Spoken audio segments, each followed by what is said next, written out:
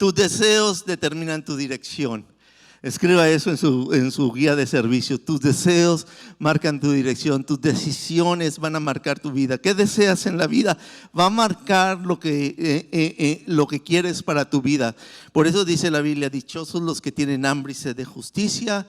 Y luego dice: porque hay una consecuencia, ellos serán saciados. Porque ellos serán saciados. Y ese es el tema del día de hoy. La cultura del reino es así. La cultura del reino es una cultura de que tenemos que tomar decisiones. No podemos agradar al mundo y agradar a Dios. Y tenemos que tomar una decisión. No puedes estar en medio tampoco. No puedes pasar toda la vida tratando de estar con un pie aquí y un pie allá. Tienes que tomar un momento en que tomemos una decisión, y de eso es lo que se trata. Las bienaventuranzas es radical. Son cosas que debemos de hacer. Bienaventurados los pobres en espíritu, aquellas personas que tienen hambre de la presencia de Dios y buscan la presencia de Dios y dependen de Dios. Te requiere completa entrega, no puedes estar parcial en esta área. Bienaventurados los que lloran, los que tienen compasión, los que se quebrantan por la causa del Señor, los humildes, los que se humillan, los que pagan el precio de la humildad en contra de el precio del orgullo. Bienaventurados los que tienen hambre y sed de justicia, los compasivos, los que aman a la gente a pesar de sus fallas. Bienaventurados los de limpio corazón, los que buscan cómo tener un corazón justo y limpiarse delante de Dios. Dichosos los que viven por la paz. No son los que crean conflictos, pero buscan cómo solucionarlos, cómo arreglar las cosas, cómo encontrar la paz y cómo ayudar a otros a encontrar paz en su corazón. Hay una bienaventuranza en eso.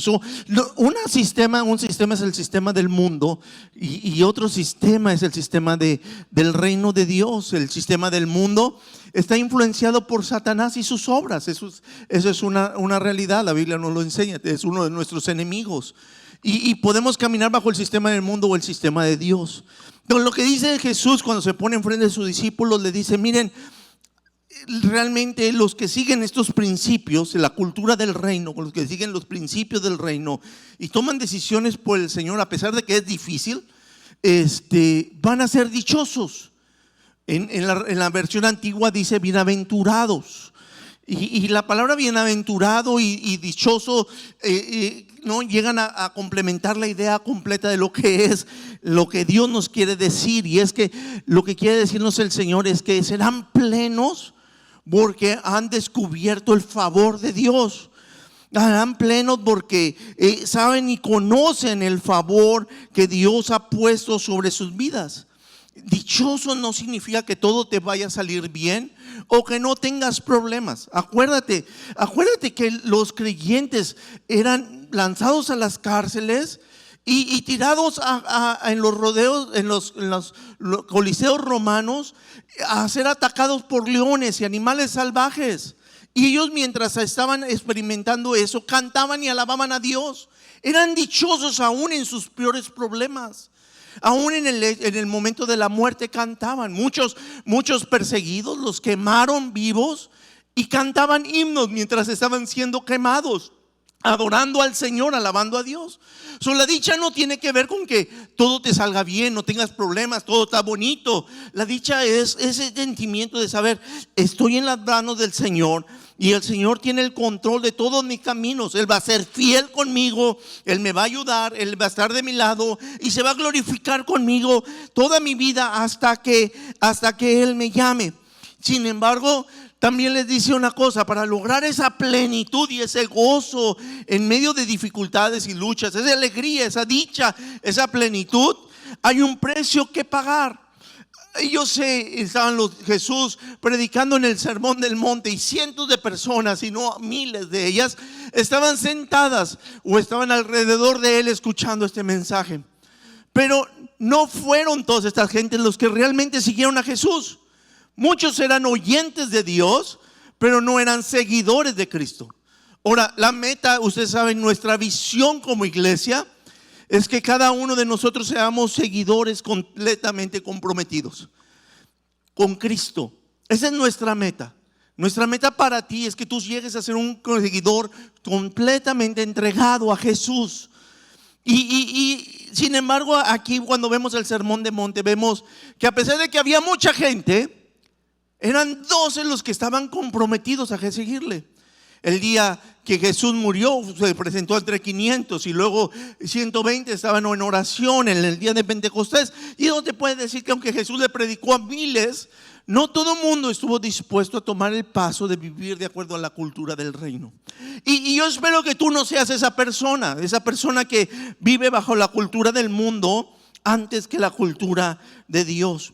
¿Por qué? Porque la cultura del mundo deja un vacío en el corazón, deja un dolor en el corazón, deja despropósito en la vida, deja un sentimiento de insatisfacción. Como le decía hace un momento, la bendición de Dios no solamente es que te vaya bien, aunque hay mucho de ello. Dios prospera y ayuda, Dios te abre camino. Dios es un Dios que da y da en abundancia. Dios es un Dios fiel y Dios abre camino y responde a oraciones. Pero al mismo tiempo, ahí no debería de estar nuestra dicha. Nuestra dicha debe de estar en tener la paz, el gozo del Señor, en saber que nuestras vidas van a trascender después de nuestra vida aquí en la tierra, mientras la tierra dure. Y saber que estamos viviendo para una vida eterna, una vida que glorifique al Señor. Tenemos que vivir y tenemos que trabajar para nuestra dicha. Y tenemos que caminar de tal manera que nuestra dicha sea alimentada.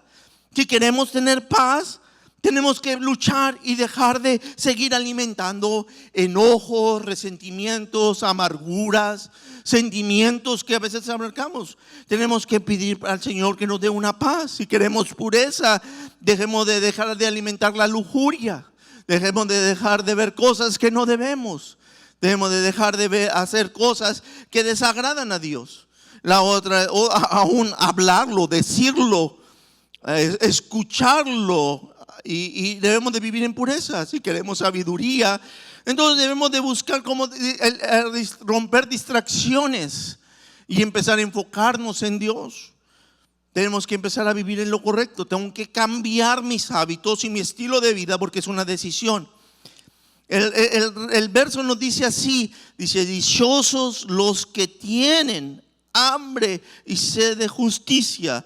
Y aquí está un principio tan interesante. Tienen hambre del Señor, tienen hambre de justicia, tener hambre, ¿verdad? A veces nosotros tenemos hambre. Y a veces no necesariamente, a veces vamos en el carro y es un día, quizá un domingo terminando el servicio, y me dicen: papá, tenemos hambre. O mi esposa me dice: tengo hambre, amor. Okay, y la siguiente pregunta es: ¿de qué tienes hambre? ¿De qué tienes hambre? ¿Quieres hambre de McDonald's, de Burger King? Y dije: no, hombre, no inventes. ¿De qué tienes hambre? ¿Tienes hambre de camarones, de steak? ¿De qué quieres? ¿De qué tienes hambre? Y a veces somos medios exigentes con nuestra hambre. Los niños son bien interesantes cuando están chiquitos. Todos los que tienen niños, usted sabe la estrategia del McDonald's, de la M grande, allá arriba donde los niños pueden verlo, ¿verdad? Y usted puede ir acabando de cenar y acaba de comer. Cuando va pasando por el McDonald's, el niño dice: papá, tengo hambre. Dije: ¿de qué quieres comer, hijo? Se acaban de comer. Ahí está el McDonald's. Quiero una cajita feliz. Quiero un Happy Meal. No quiere el Happy Meal, quiere el juguete del Happy Meal.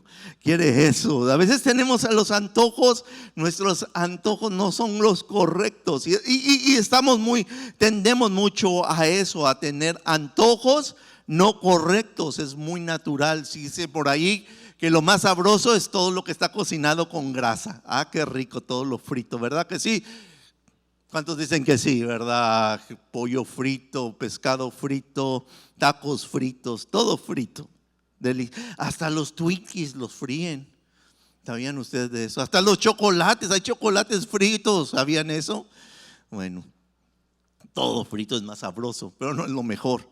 No necesariamente es lo mejor, no es lo más nutritivo. Entonces tenemos que escoger nuestro menú. Muy bien. Tengo que examinar mi hambre. Escriba eso ahí. Examina, ¿qué? Examina tu hambre. Escriba por ahí. Tienes que examinar de qué tienes hambre. Tienes que examinar de qué tienes hambre. Señor, en aquel tiempo no había Walmart, en aquel tiempo no había Ten Bucks o Hearts o ni siquiera ninguna tienda mexicana, ¿verdad? O hispana que hay aquí en la comunidad. Así que no había la facilidad de encontrar comida. Costaba poder conseguir alimento en aquel tiempo. Entonces la gente entendía del hambre. Sabía lo que era acostarse sin haber cenado. Sabía lo que era levantarse sin saber si iban a comer ese día, si había alcanzado la cosecha suficiente, si habían reservado para todo el invierno o para el tiempo de necesidad. Y era difícil, no había refrigeradores, no había nada de ese tipo, usted lo sabe. Y entonces había escasez de alimentos, no como ahora que tenemos refrigeradores llenos y alacenas llenas. Y en aquel tiempo se tenía hambre. Entonces cuando el Señor les dice que tengan hambre, lo entendían bien. Jesús también se lo explicó muy bien porque él acababa de salir del desierto. 40 días estuvo en el desierto y no comió, estuvo en ayuno durante esos días, no comió nada. Y la primera cosa cuando se le presenta el Satanás es para hablar de su hambre, él sabía, Satanás, que tenía hambre, y le ofrece que transforme una roca en pan. Y fue la primera tentación para sacarlo de su caminar, de lo que estaba haciendo, de los propósitos de su vida. Satanás sabe dónde está tu hambre. Satanás sabe que te da hambre. Quizás es una hambre de atención. Quizás es una hambre de seguridad. Quizás es un hambre de paz. Quizás es un hambre de compañía. O quizás es un hambre de sentirte seguro de ti mismo. No sé, de intimidad. ¿Cuál es tu hambre? Satanás la conoce y la conoce muy bien. Y te ofrece un sustituto para que tú llenes esa hambre con algo. Yo tenía mucha hambre, antes de conocer al Señor me di cuenta de eso, y la hambre era porque tuve mucho rechazo en mi vida y soledad, tuve abandono emocional y sufrir durante mi tiempo de infancia y juventud, y a muy temprana edad quise buscar la manera de llenar esa hambre y la busqué entre mis compañeros y amigos y la gente que conocía y quería agradarles y rápidamente me volví con ellos. A los 13 años me encontré con ellos fumando. Ni sabía bien el cigarro. La verdad es que no me mareó, me sentí mal, pero era para poder caber dentro del grupo. Y después el alcohol. Y después vinieron las muchachas y vinieron otras cosas con tal de poder caber y poder encontrar satisfacción. Y cómo me acuerdo llegar después de una parranda, después de haber fumado y tomado y llegado a la casa y volver a la misma soledad, porque el mundo no puede llenar tu hambre. Y por eso ya no quería vivir, me sentía vacío. Prefería morirme que seguir viviendo a los 19 años sin propósito ni razón de existir, harto de la vida a los 19 años. Pero me encontré a Jesús y Él llenó lo que el mundo no puede llenar y lo que el diablo no puede llenar, porque hasta eso el diablo paga mal. ¿Cuántos dicen amén? Tenemos que tener hambre, entonces tenemos que evitar las cosas. A veces busco las cosas incorrectas para llenar mi vida, porque tú y yo tenemos hambre. Tú tienes hambre, yo tengo hambre y la sigo teniendo. Y la sigo teniendo. Ahora, la Biblia no solamente nos dice que tengas hambre, pero también nos dice que tengamos sed. Y eso se profundiza. ¿Por qué? Porque la sed es desesperante. Puedes pasar sin comer varios días. 40 días alrededor es el promedio, 50 días. Puedes pasar sin alimento y vives, no hay problema. Sobrevives. Lo que no puedes hacer es pasar más de 3 días sin tomar agua. Los que han caminado por el desierto saben qué es lo que les dicen que lleven. No les dicen que lleven comida, les dicen que lleven ¿qué? Agua. Digo, ¿por qué? Porque si no nos morimos en el camino. Entonces, Agua es necesaria para nuestras vidas, dice la Biblia. Tienen hambre y sed. Sed habla de desesperanza, desesperadamente desear algo. Habla de una desesperación, de una prioridad. Y esa desesperación es cambiar de prioridad. Es vivir diferente, es poner nuestras vidas en un orden diferente. Porque cuando tienes hambre y cuando aún, peor aún, tienes sed de algo, eso te va a llevar a una urgencia a buscar qué tomar. Algo que refresque tu lengua, algo que te ayude a sobrevivir. No solamente que refresque tu lengua, pero que te ayude a sobrevivir. Es una desesperación por saber. Y eso es una declaración intensa. Salmo 42 del 1 al 2 dice: cual siervo jadeante. Este es un venado más en los tiempos bíblicos. Cual siervo jadeante en busca del agua, así busca, oh Dios, todo mi ser. Tengo sed de Dios, del Dios de la vida. ¿Cuándo podré presentarme ante Dios? Y tenemos aquí a un David perseguido, a un David en el desierto. Y no solamente el problema era estar en el desierto físico, pero en un desierto emocional, con inseguridades, con lucha, con peligro de muerte, con dificultades. Y lo primero que se le viene a la mente a David no fue decir: Señor, soluciona mis problemas y yo sigo mi vida. Le dijo: Señor, tengo sed de ti, ansío tu presencia, ansío lo que tú tienes para mi vida, ansío. Y tiene que llegar a un punto en que aquellos que son del reino de Dios tienen una sed intensa por las cosas de Dios. Están dispuestos a hacer cambios radicales, a vivir diferente, a hablar diferente, a pensar diferente, a actuar diferente, a hacer cambios. Ya nada importa en esta tierra. Lo único que importa es saciar una sed en el Señor. Y encuentras y te das cuenta que nada en esta tierra puede saciarte. Y entonces entras en una desesperación por el camino correcto y las cosas correctas. Algo que nada puede cambiar. Ningún hobby, ningún título, ningún trabajo, ni una casa o un carro nuevo. Nada en esta tierra puede saciar tu sed. ¿Cuántas cosas nos queremos saciar nuestra sed, verdad? Y cuando uno es joven dice: si tan solo encuentro la muchacha de mi vida. Esta soledad que tengo, me voy a quedar solo el resto de mi vida. Y dije: ¿qué te pasa si apenas tienes 16?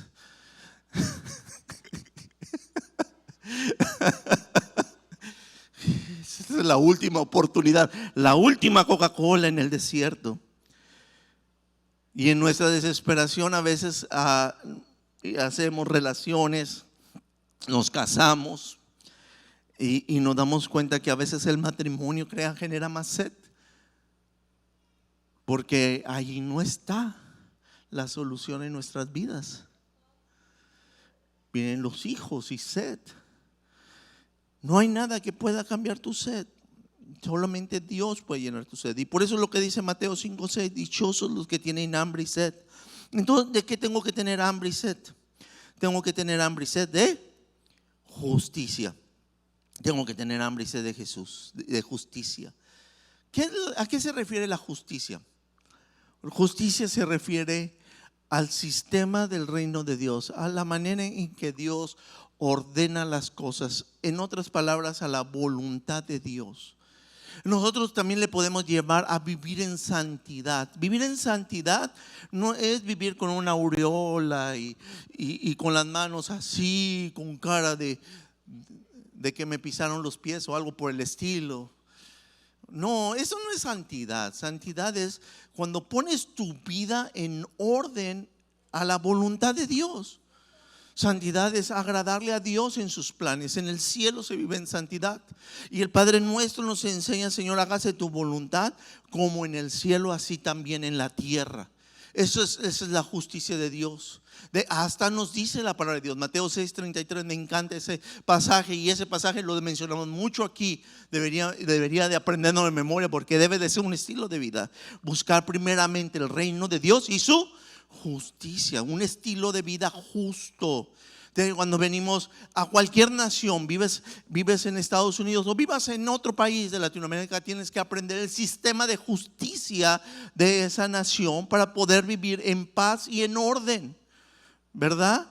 Para poder vivir en tranquilidad. Oye, llegué a Estados Unidos hace varios años atrás, y yo venía muy acostumbrado al sistema de México de justicia. El sistema de México de justicia es: si le pisas mucho, no te preocupes, hay un policía que te va a pedir mordida en la esquina siguiente y puedes seguir adelante.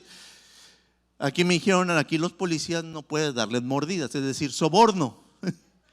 Y me lo descubrí muy pronto. Un día en una calle de 35 manejé a 40 y me multaron. Y como me habían dicho: no le ofrezcas multa o soborno porque te mandan a la cárcel, no le ofrecí nada. Me mandaron a la corte, y yo a pasarme 5 millas por hora, y estoy enfrente del juez, y me dice el juez: Israel, señor Menchaca, inocente o culpable. Y yo abajo viendo al juez desde allá arriba, todo elegante, güerito, y con los policías al lado. Le digo: culpable. Soy culpable. Sí, manejé más rápido de lo normal. Tuve que aprender el sistema de justicia de esa nación. Es igual con el Señor. Tienes que aprender qué es lo que le agrada a Dios. ¿Cuál es el sistema de vida que agrada a Dios? El sistema que limita nuestras vidas y que nos enseña a vivir un estilo de vida que agrada a Dios. Es desear su voluntad, es desear agradarle a Él. Y eso es hay varias formas de cómo saber si estamos en la justicia de Dios. Número 1, pregúntate, hazte estas preguntas. Número 1, si quieres escribirlas, escríbelas. Número 1, ¿lo que estoy haciendo te glorifica? Cualquier cosa, ver un programa de televisión, escuchar una música, hablar con alguien, una conversación, algo que hagas en el carro. Pregúntate: ¿esto glorifica las cosas que estás haciendo en el trabajo? ¿Glorifica tu nombre? La manera que manejas negocios. Señor, ¿esto trae gloria a tu nombre? Número 2, ¿esto te agrada? ¿Esto es para tus ojos? ¿Es agradable? ¿Mis palabras, mis actitudes son agradables? Número 3, a través de esto la gente puede ver mi amor por ti. Pueden ver que tú eres un Dios de amor a través de las cosas que estoy haciendo. Porque acuérdense, el primer mandamiento, ¿cuál es? Amarás al Señor tu Dios con todo tu corazón, con toda tu mente, con toda tu alma, con todo tu ser. Entonces tengo que amar al Señor. Entonces viene la siguiente pregunta: ¿esto me ayuda a amar a mi prójimo? Esto que estoy haciendo, mi prójimo va a ser edificado, va a ser bendecido, va a ser de bendición para la persona que tengo a mi lado. Si mi esposa, mis hijos o alguno de ustedes o una persona que no conozco me viera, va a ser edificada por las cosas que estoy diciendo, haciendo o los hábitos que tengo. Soy de ejemplo para él, porque el segundo mandamiento es: amarás a tu prójimo como a ti mismo. Y te voy a hacer una última pregunta: ¿esto que estoy haciendo me está ayudando a llevar el reino de Dios más lejos? Porque el Señor me dio un mandamiento, una comisión: ir y hacer discípulos a todas las naciones. Entonces mi estilo de vida y lo que hago debe de provocar. Entonces ese es el reino de Dios.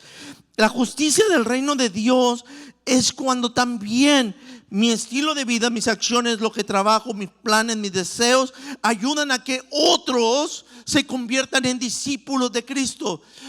Me pongo en ese límite de poder ver esto, Señor Jesús, entonces es santidad. Esto, Señor Jesús, es justicia. Esto es lo que debo hacer. Y la Biblia me llama a tener hambre de la justicia de Dios, a vivir una vida, un estilo de vida que glorifique a Dios. Lo contrario de vivir bajo la justicia de Dios es autojustificación. Cuando nos autojustificamos de las cosas que soy y decimos: bueno, no me evalúo por las cosas que les acabo de mencionar, pero me empiezo a evaluar de acuerdo a la forma de cómo actúan otras personas.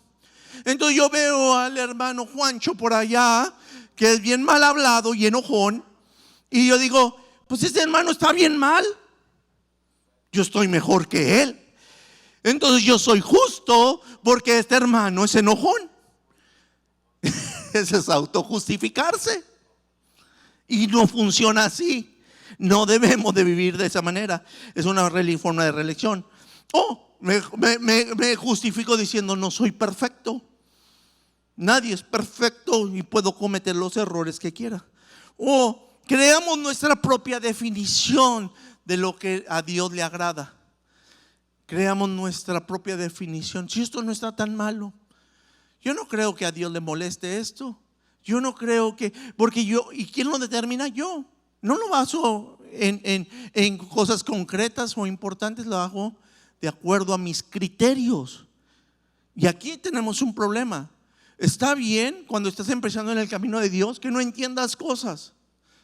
Yo no entendía muchas cosas. Un día fui a casa de una familia y era cumpleaños de esa familia y fui con los jóvenes de la iglesia supuestamente porque íbamos a hacer un estudio bíblico y íbamos a evangelizar. Y de repente en la fiesta partieron el pastel y dije, ahora sí pongan las quebraditas. No sé si saben cuáles son las quebraditas. ¿Alguien sabe? Es una música ranchera media, digámosle así, alocada. Gracias por la definición. Le dije, ¿quién sabe bailar quebradita? Pues yo estaba recién convertido, yo me la sabía re bien, ándale. Y ahí voy y me meto ahí. ¿Quién sabe bailar? Pues yo sé, hermana, vamos. Me sacaron a bailar y ahí voy en la quebradita No, hombre, la que me esperó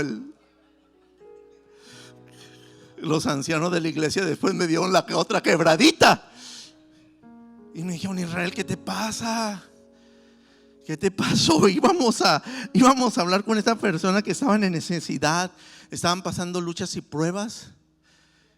Y en lugar de ayudarles a acercarse más a Dios, te metiste en su mundo. Te metiste en su cultura. Y me empecé a dar cuenta que había áreas que necesitaba Dios cambiar en mi vida. Unas fueron hábitos como esos, como el fumar, el alcohol, los bailes, la música, cosas que había en mi vida que no me edificaban, no me agradaban a Dios. No me ayudaban. Dice la Biblia, todo me es lícito, pero no todo me conviene. Todo me es permitido, pero no me voy a dejar dominar por ninguno de ellos. Entonces llegó un momento en que tuve que aprender a madurar y empezar a cambiar mi forma de hablar, mi forma de actuar, mi forma de pensar, mi forma de hacer las cosas, porque tenía que ajustar mi vida a la justicia de Dios. Y el problema es cuando ya tienes 10, 20 años de cristiano y no has ajustado, porque has establecido un criterio de justicia en tu mente. Esto no está tan mal, punto y se acabó. Así pensaba yo. Los religiosos son ellos, yo no, porque establecí mi forma de pensar. Y ahí es donde tenemos que evaluarnos. Ahora, la semana pasada les decía, bienaventurados los compasivos. ¿Se acuerdan? Y hablaba mucho acerca de la compasión. Dios nos da mucha compasión, es muy compasivo. Su misericordia es nueva cada los días. Pero aquí está el balance. ¿Cómo voy a responder a la compasión de Dios? Lo que dice Romanos capítulo 6, pecaré hasta que la gracia sobreabunda. Y la vida es que muchos de nosotros vivimos la vida cristiana aquí en la orillita. Con que no peque mucho, mientras no me salga del borde, estoy bien. Ahora, yo no sé ustedes, pero yo estoy bien mareado aquí, así que me voy a hacer para acá, que yo siento que me voy a caer en cualquier momento. Bienaventurados los que tienen hambre y sed de justicia. Tienes que tener tal sed que dices, me voy a alejar tan lejos de la orilla de para poder acercarme a Dios en la manera que Él quiere que yo viva. No estoy diciendo hace un religioso, no, establece los sistemas de justicia de Dios en tu vida para que venga lo siguiente. La Biblia dice así: Jesús hizo una promesa. Jesús hizo una promesa: porque serás saciados, porque serás lleno. No que todo te salga bien, pero serás saciado. Seremos saciados. Tu vida encontrará saciedad, encontrará satisfacción, encontrará propósito, encontrará trascendencia, encontrará paz, encontrará lo que el mundo no te puede dar. El Señor te lo va a dar. Él te lo tiene preparado. Serán saciados. El deseo correcto da resultados correctos. Convertirme en alguien, una decisión. Voy a convertirme en alguien limpio. Voy a luchar con mis pecados. Voy a luchar con aquellas cosas que no te glorifican, Dios. Las tengo que soltar. Y con el poder del Espíritu Santo me voy a hacer en un mejor esposo. Me voy a hacer en un mejor hijo. Me voy a hacer en un mejor hombre de fe. En un hombre que te sirva, Señor. Voy a cambiar mi estilo de vida. Es tanto. Y aquí esta es la cosa. Hay dos aspectos con respecto a la justicia de Dios: las cosas que dejo de hacer, las cosas que desagradan a Dios y dejo de hacer. Pero ahora me encamino a la justicia de Dios en las cosas que agradan a Dios y que debo de hacer: cómo amar al prójimo, cómo alcanzar a otros, cómo servirle a Dios, cómo hacer la obra del Señor, cómo ser rápido para perdonar, ser un motivador, traer paz, ser un instrumento de Dios. Entonces me alejo de aquí y empiezo a caminar hacia donde Dios quiere que yo camine. Y entonces el Señor empieza a saciar tu vida, porque te enfocas en el camino correcto. Y esto es una decisión personal que tienes que hacer y que nadie te puede obligar, aún aunque eres joven. Yo sé, a veces quisiéramos ver a nuestros hijos con hambre y sed de justicia. Tienen que decidirlo, tienen que decidirlo. Y ojalá que no tengan que pasar por circunstancias difíciles para que empiecen a tener tal sed que digan: me estoy ahogando, necesito ayuda. Ojalá que puedas decidir antes de tiempo y darte cuenta de lo que Dios quiere hacer en tu vida. Cuando pienso en ese tema, no puedo dejar de pensar en mi padre. No puedo dejar de pensar en él. Mi papá conoció al Señor cuando tenía como 21, 22 años, por ahí joven, y se entregó al Señor siendo prácticamente ateo. Mi abuelo era masón y prácticamente creían en un Dios, pero en un Dios que estaba lejos y casi ni se acercaba. Eso es lo que aprendió él. Y cuando en un momento de dolor él se acercó a Jesús y creyó en él, y hizo una obra en él, y él conoció a Cristo. Después se casó y empezó a servir al Señor en diversas áreas. Lo último que hizo fue trabajar en la Sociedad Bíblica como era uno de los directores, y además era pastor. Trabajó muy duro. Por ahí del año 73, cuando yo nací, se movió a otra ciudad, a Guadalajara. Yo nací en Monterrey, él nació. Y algo pasó que lo desilusionó. Quizá hubo varias cosas que podíamos ver, sucedieron al mismo tiempo. Problemas en la iglesia, problemas económicos, nuevos amigos. Y la cosa es que de repente él dejó la iglesia. La dejó no rápido, la dejó de una vez por semana. Venía una vez sí y la otra semana no venía. Y luego una semana sí, una no, y luego 2, y luego 3 semanas, luego un mes, luego 2 meses, luego un año, luego 3, y ya finalmente ya teníamos 3 años sin ir a la iglesia. Pero durante ese tiempo usted me dirá: a tu papá le fue muy mal. No, fueron 20 años que le fue muy bien, 19 años.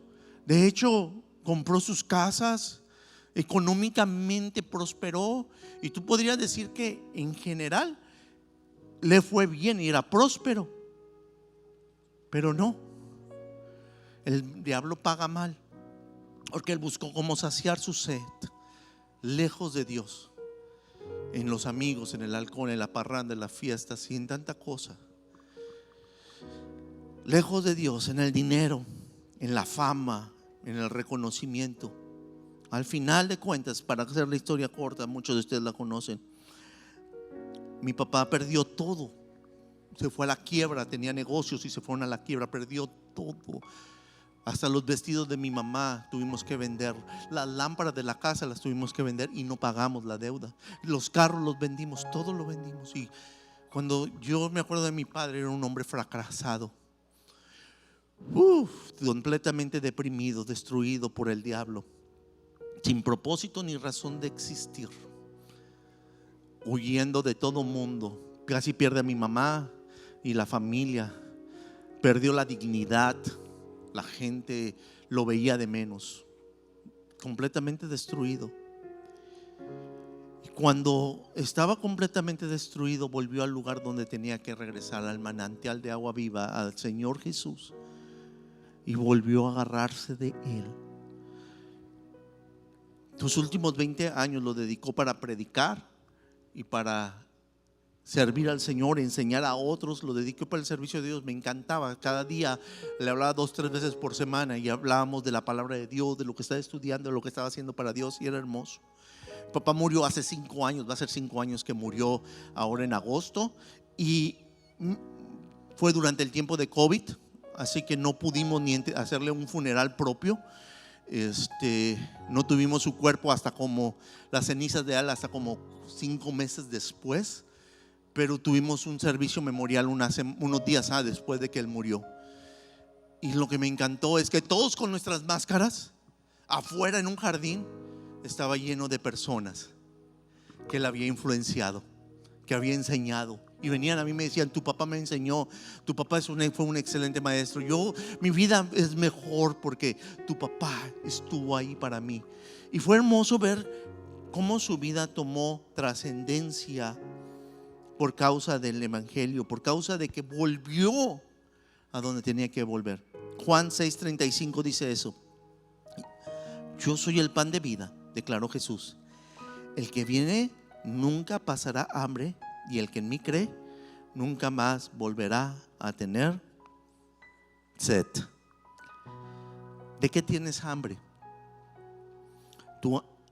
¿Y de qué tienes sed? ¿Hacia dónde estás llevando tu vida? ¿Y con qué la estás alimentando? ¿Qué es lo primero que alimentas tu corazón en las mañanas? Y a mediodía y en las tardes y el domingo terminando el servicio.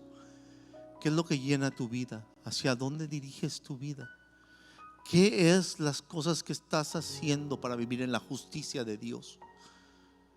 ¿Estás dispuesto a servirle con entrega o con un piecito aquí y otro piecito aquí? Es decir, un piecito en el mundo, un piecito con el Señor, o viviendo en la orilla hasta mientras no peque mucho. Nomás aquí, con que me vaya al cielo, ya con eso la hago, aunque sea de panzazo, chollado, dicen en Salvador, ¿verdad? Cholladito, nomás con un 6.3 ahí, algo así. La idea es llegar al cielo. No, tú tienes que decirle: tengo tanta hambre y sed de Dios que estoy dispuesto a hacer cambios en mi vida y a vivir diferente. Y aquí esto no es emocional, es una decisión. Esto no es una decisión que tomas solamente porque es porque dices: reconozco dónde estoy y necesito cambiar. Y necesitas hacer cambios en tu vida y vas a pagar el precio por cambiar. Pónganse en sus pies el día de hoy. Vamos a terminar. Vamos a decirle al Señor: aquí estamos. Vamos a decirle al Señor: aquí estoy. Padre, hoy en el nombre poderoso de Jesús, queremos tener hambre y sed de ti. Queremos tener hambre y sed de tu presencia, pero también de la justicia tuya. Quiero tener hambre. Queremos tener hambre de vivir en santidad, Señor. Quizá algunos de nosotros estamos saciados, pero mal saciados, enfermos emocionalmente, espiritualmente, porque nos hemos alimentado mal hemos dirigido nuestras vidas mal, hemos hecho las cosas mal, Señor, y queremos hacerlas bien. Tenemos que corregir nuestras vidas, Señor. Nuestros hogares no están donde deben de estar, porque no hemos traído hambre y sed de justicia a nuestra casa.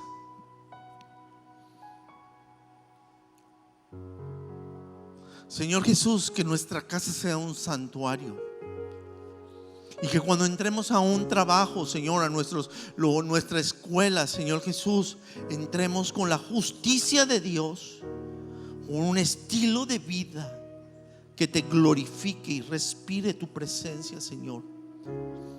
Señor Jesús, que puedan ver en nosotros a ti, Señor.